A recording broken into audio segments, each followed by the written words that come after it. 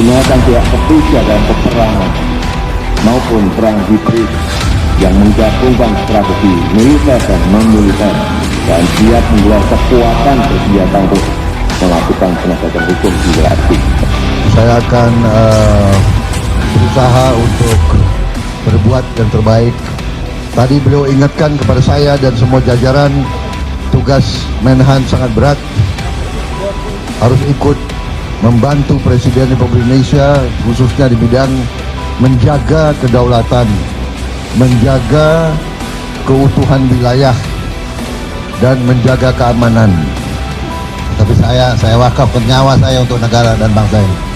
Jadi sampai kapanpun kita akan berbakti pada negara. Kita harus segera hadir di situ.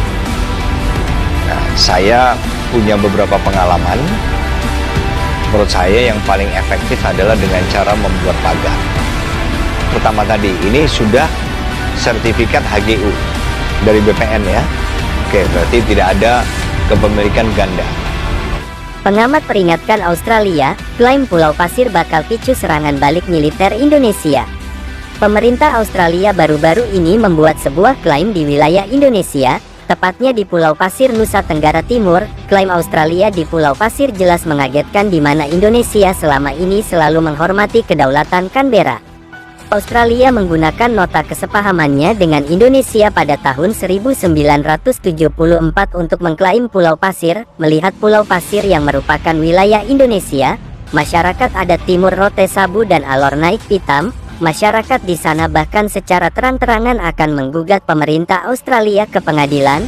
Memang sedari dulu hubungan diplomatik Indonesia dan Australia terlihat penuh goncang-gancing. Partai Buruh Australia misalnya, mereka mendukung penuh kemerdekaan Indonesia dari penjajahan bangsa Eropa. Namun Partai Konservatif Australia memandang Indonesia merupakan negara tetangga yang harus diwaspadai, sebab negara ini punya potensi jadi adidaya menyamai Cina di Asia. Hubungan Indonesia dan Australia pernah mencapai titik didih tertinggi saat konflik Timor Timur. Australia yang awalnya mendukung keberadaan Indonesia di Timor Timur malah menyerang balik Jakarta. Australia menginginkan Timor Timur yang merdeka lepas dari Indonesia. Referendum yang syarat kecurangan kemudian menunjukkan bahwa Timor Timur memilih lepas dari Indonesia. Sejak saat itu hubungan Indonesia dan Australia tak sama lagi. Meski kedua negara tetap menjalin komunikasi diplomatik secara intens, rupanya Australia ingin Timor Timur merdeka karena minyak bumi di daerah selatan dili mereka. Maka blok pengeboran minyak bumi Greater Sunrise Timor Leste disikat Australia, dan terbukti sekarang. Sebagai contoh, pada tanggal 20 Mei tahun 2022, Hari Proklamasi Kemerdekaan, Perjanjian Laut Timur yang ditandatangani oleh Timor Leste dan Australia seolah-olah menjamin hak dan kepentingan yang relevan dari Timor Leste.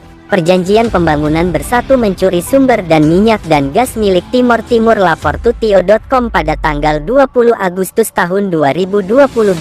Kerjasama ini dinilai sangat merugikan Timor Leste. Timor Leste sudah miskin namun malah diintimidasi Australia.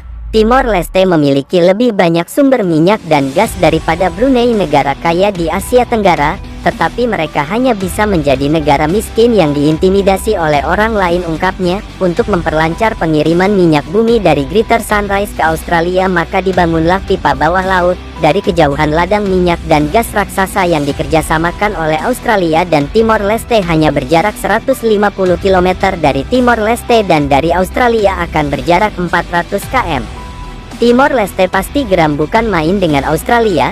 Soal hal ini maka mereka mengalihkan pandangan ke Cina. Cina dengan senang hati menerima kerjasama perekonomiannya dengan Timor Leste. Presiden Timor Leste Jose Ramos Horta menegaskan jika kerjasama dengan China memang tengah dijalankan. Selain itu, Cina nampaknya juga berusaha menjalin hubungan baik dengan Indonesia. Cina menyatakan sikap bahwa mereka siap menyuplai Indonesia dengan alutsista bila terjebak ketegangan bersenjata melawan Australia. Dari hal-hal tersebut di atas tidak sulit untuk melihat bahwa pembelian pesawat tempur Rafale Prancis oleh Indonesia kemungkinan besar merupakan tanggapan atas bergabungnya Australia dengan kelompok Anglo-Amerika. Karena Indonesia secara pribadi telah merasakan potensi ancaman pembangunan kapal selam nuklir, beberapa analis percaya bahwa begitu Indonesia dan Australia terjebak dalam perlombaan senjata, kemungkinan besar Indonesia akan terus memasok senjata dari Perancis dan Cina. Indonesia juga prihatin dengan rencana Australia membuat kapal selam nuklir. Menurut Indonesia, kapal selam nuklir akan menjomplangkan keseimbangan kawasan. Indonesia diprediksi akan ada perlombaan senjata di kawasan ini bila kapal selam nuklir Australia jadi. Untuk menolak keberadaan kapal selam nuklir Australia, Guru Besar Hukum Internasional UI Hikmahanto Junawa menyarankan agar Indonesia mengadakan sidang dengan negara-negara ASEAN terkait pembuatan kapal selam nuklir Australia.